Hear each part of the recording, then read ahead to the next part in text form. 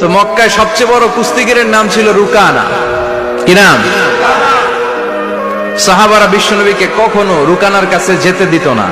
সাহাবারা ভাবতো বিশ্বনবী যদি রুকানার দরবারে যায় আর রুকানা যদি বক্সিং মেরে বসে তাহলে বিশ্বনবীর মানিজ্যত নিয়ে টানাটানি। কিন্তু বিশ্বনবী তো শুধু সিলেক্টেড কিছু পার্সোনালিটিদের জন্য নবী হয়ে আসেননি। ওমা আরসালনাকা ইল্লা রাহমাতাল লিল আলামিন, I have sent you as a mercy for the whole world, for the entire universe. ও নবী, আমি আপনাকে গোটা বিশ্বের জন্য রহমত আর বরকত করে পাঠিয়েছি। তো বিশ্বনবী একদিন ফজরের সালাত শেষে লুকিয়ে লুকিয়ে মক্কার সবচেয়ে বড় বক্সার চিনেন তো? তো বিশ্বনবী তো as a mercy for the entire universe, গোটা বিশ্বের জন্য রহমত, তিনি মক্কার সবচেয়ে বড় বক্সার রুকানার কাছে চলে গেল। যে বলল, রুকানা আসলিম তাসলাম, ইসলাম মানো শান্তিতে থাকবা, দুনিয়ায়ও থাকবা আখিরাতেও থাকবা। সুবহানাল্লাহ পড়ে। রুকানা বলে, না আব্দুল্লাহর বেটা মোহাম্মদ, আমি তো কালিমা পড়বো না, যদি বক্সিং খেলে আমারে হারায় দিতে পারো তাইলে কালিমা পড়ো। বিশ্বনবী বললেন, আমি তো বক্সিং খেলি না রে বাপ। রুকানা বলল, তাহলে আমিও কালিমা পড়ি না। বিশ্বনবী রাজি হলেন। অবশেষে ভাবলেন, আমি বক্সিং খেললে একজন যদি জাহান্নাম থেকে জান্নাতি হয়, বক্সিং খেললে সমস্যা করি? কি রহমতের নবী, কি অ্যাটিটিউড, কি পজিটিভনেস, কি প্রোঅ্যাক্টিভনেস, অলওয়েজ প্রোঅ্যাক্টিভ। সব সময় ইতিবাচক চিন্তা করতে হবে। নেতিবাচক চিন্তা কারে বলে বিশ্বনবী জানতোই না। সুবহানাল্লাহ পড়ে।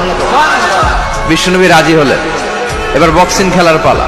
রুকানা হাফ প্যান্ট পরে গায়ের মধ্যে জাইতুনের তেল মেখে এভাবে লাফাচ্ছে। আপনারা রেসলিং খেলা দেখছেন? তেল মেখে পজিশন নেয় মারার জন্য প্রতিপক্ষকে। তো বিশ্বনবী তার পজিশন নেয় না, বিশ্বনবী দাঁড়িয়ে আছে।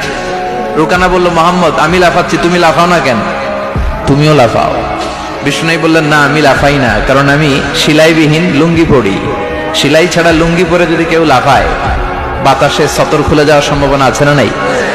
কি লাজুক নবী ছিলেন, কেউ বিশ্বনবীর লজ্জাস্থান জীবনেও দেখে নাই। হালিমাতুস সাদিয়ার বাড়িতে যখন বিশ্বনবী থাকতেন, হালিমাতুস সাদিয়া 5 বছর এই কুরাইশি মুহাম্মদ ছেলেটাকে লালন পালন করেছে। হালিমাতুস সাদিয়া বলল, এই 5 বছরের ব্যবধানে কোনোদিন কুরাইশি মুহাম্মদরে কাঁদতে দেখি নাই। ক্ষুধা পেলেও ছেলেটা কাঁদতো না, ব্যথা পেলেও কাঁদতো না, শুধু লজ্জাস্থানের জায়গা থেকে কাপড়টা সরে গেলে শিশু মুহাম্মদ চিৎকার দিয়ে উঠত। এবার মারামারির পালা।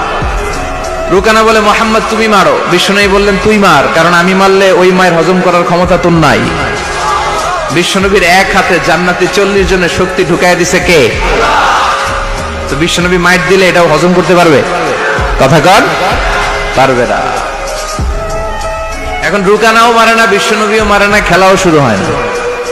বিশ্বনবীও মারে না, রুকানাও মারে না, খেলাও শুরু হয় না। এখন রুকানা বলে, মুহাম্মদ তুমি মারো। বিশ্বনবী মারে নাই, কিন্তু বিশ্বনবী ওনার ডান হাত মুবারক, কি নরম হাত, সফটার দেন সিল্ক, সিল্কের চেয়ে নরম ছিল।